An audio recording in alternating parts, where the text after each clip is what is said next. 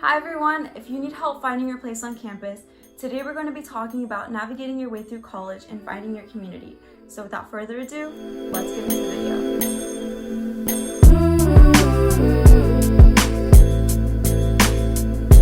Joining an organization or a group on campus is one of the first and more important things that y'all need to get into to kind of find your niche here on campus. And there's like a whole umbrella of things we could get into about that. There's the work field, where a group is created to kind of cater to a certain work or profession that you want to get into for post-grad. There's also the cultural groups that are available here on campus, something that will kind of like remind you of home, something that you grew up with. And there's also Greek life. You get the social and the professional Greek lives that are available here on campus.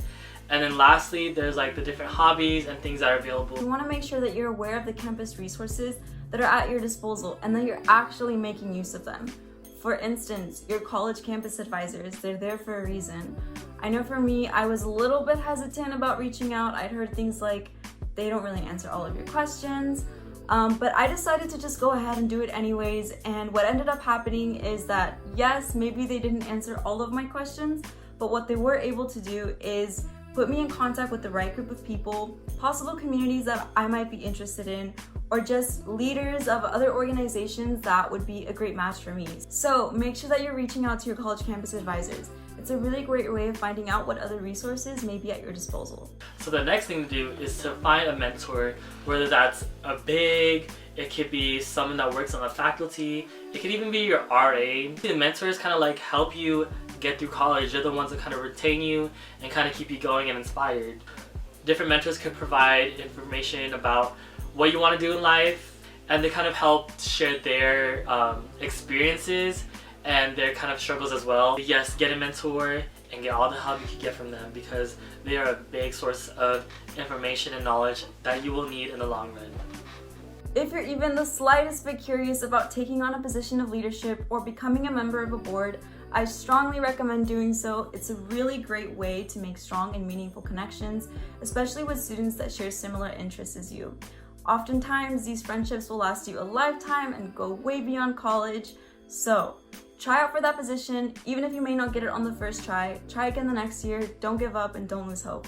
Make sure to find an interest that you've been wanting to try out for the longest time, something that you have never done before, or something that you already have done in the past. When you dive into these different interests, you might fall into a group that kind of has the same mentality as you, or someone that kind of has a different perspective from you.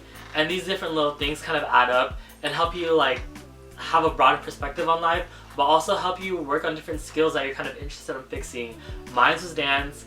I've always wanted to dance, but there was never a dance thing around me.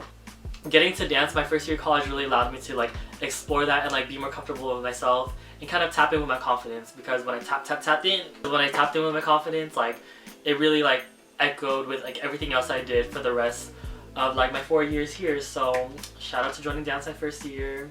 So check out things that are under your interest or things that are different from your interest, but find things that compel you to like really push yourself and do something different. And remember, be patient and take your time. Finding your community is definitely a slow but well worthwhile process. It's definitely not going to happen overnight, but in the meantime, make sure that you're spending time with your friends, your roommates, and even just taking some time for yourself. A little self-care never hurt anyone. And finally, the number one most like important golden rule is to find growth in uncomfortable situations. You cannot grow without pressure, because you know what do they say about diamonds? Oh, diamonds like grow under pressure.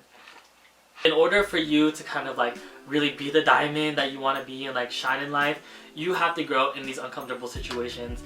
And it could be, there's like a variety of those type of things that are gonna happen to you when you're in college. It could be hopping into like a completely different group of people that you've never talked to before. Growth in uncomfortable situations also applies to failure. It applies to hardships in college. Once you get through those situations, you really become a better person at the end of the day, and you kind of like basically evolve like a Pokemon. By the time you end college, you're gonna be like thriving, glowing, and you're gonna know so much about life because you have gone through these like different experiences that have really pressured you and pushed you to grow. And that is it, y'all. These are like the basic kind of like building blocks that me, my friends, Heidi, and people around me that have done to kind of like make their way through college, make themselves comfortable, and really grow as an individual, because that's what we're here for, is to grow and get that degree. Ooh. Now, thank y'all so much for keeping up with the Spaces Media channel. Make sure to like, comment, and subscribe, and keep posted with our content, but also our events that are happening throughout the year. We'll see y'all in the next video.